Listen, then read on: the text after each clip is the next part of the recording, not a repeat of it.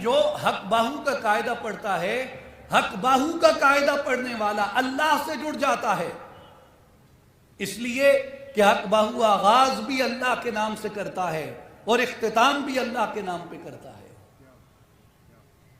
یار یگانہ ملسی تینو، تجھے اللہ ملے گا اگر تیرے دل میں طلب ہے تو وہ تجھے ملے گا، لیکن شرط کیا ہے؟ جس سر دی بازی لاویں ہوں۔ سر کی بازی، سر قربان کرنا۔ سر قربان کرنے سے کیا مراد ہے؟ سر قربان کرنے سے مراد ہے نفس کی خواہش کو مارنا، اپنے ارادے کو اللہ کے ارادے کے تابع کرنا۔ یار یاد رکھیں، اس سر کی کوئی ویلیو نہیں ہے۔ ہم 21ویں صدی میں رہ رہے ہیں، تکلف کی کیا باتیں میں آپ سے کروں؟ لوگ عشق میں ناکامی پہ یہ سر ختم کر لیتے ہیں، یہ کتنی فضول گھٹیا سی بات ہے۔ یعنی ہوس پوری نہیں ہوئی اور خودکشی کر لی، 200 روپے کی خاطر بندہ مار دیا، خود مر گئے، دشمنی پال لی۔ اس سر کی قیمت نہیں ہوتی۔ اصل مرنا، جسے تصوف میں مرنا کہتے ہیں، وہ مرنا یہ ہوتا ہے اپنے تکبر کو مارنا، اپنی انا کو مارنا، اپنی مرضی کو مارنا، اپنے ارادے کو مارنا، اپنا ارادہ اللہ کے ارادے کے تابع کرنا، اپنی چاہت اللہ کی چاہت کے تابع کرنا، اپنی رضا کو ترک کر کے اس کی رضا کی تلاش کرنا،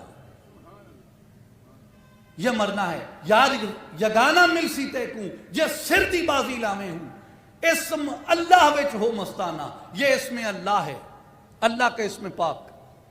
ادھر توجہ فرما، اسم اللہ وچ ہو مستانہ، ہو صدا علائے ہوں، کہ اللہ کے اسم پاک میں مست ہو جا، اللہ کے اسم پاک میں غرق ہو جا، اور ایسا مست ہو جا کہ تیرے اندر بھی ہو کی صدا ہو، تیرے باہر بھی ہو کی صدا ہو۔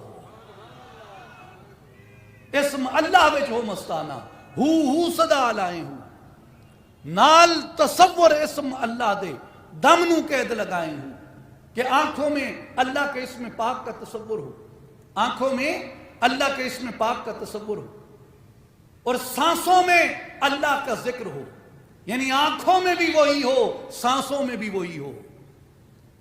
جب آنکھ میں اور سانس میں وہ آ جاتا ہے، آپ غور کریں میرے بھائیوں، اللہ تعالیٰ ہر ایک کو حادثات سے محفوظ رکھے، لیکن آپ ٹی وی کی سکرین پہ یا موبائل پہ کوئی برا حادثہ دیکھتے ہیں،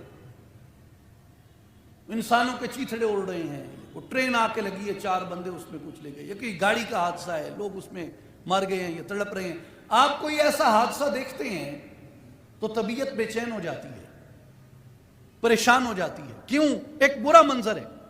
تو جب برا منظر اثر انداز ہوتا ہے میرے بھائیوں، ایک برا منظر اگر طبیعت کو پریشان کر سکتا ہے تو اللہ کے اسم پاک کا تصور دل کو اطمینان عطا کر سکتا ہے۔ یعنی اگر برائی اثر کرتی ہے تو جمال اللہ بھی اثر کرتا ہے، اللہ کا نور بھی اثر کرتا ہے، اللہ کا اسم بھی اثر کرتا ہے۔ اس لیے تو جس طرح ایک برا منظر اثر انداز ہوتا ہے، ایسے ہی کسی نیک چیز کو، مبارک چیز کو، منور چیز کو دیکھنا بھی ہمارے سینوں پہ اثر انداز ہوتا ہے۔ تو میرے بھائی اور بزرگوں، جو اصلاحی جماعت کی عالمی تنظیم العارفین کی دعوت ہے وہ یہی ہے کہ آئیں اور اپنے ظاہر کو رسول اکرم صلی اللہ علیہ وآلہ وسلم کی شریعت مطہرہ سے پاک کریں، اور اپنے باطن کو اولیاء کاملین کی تعلیمات سے اور خاص کر اللہ کے ذکر پاک سے روشن کریں اور منور کریں۔ جس قدر ہمارے وجود میں یہ ذکر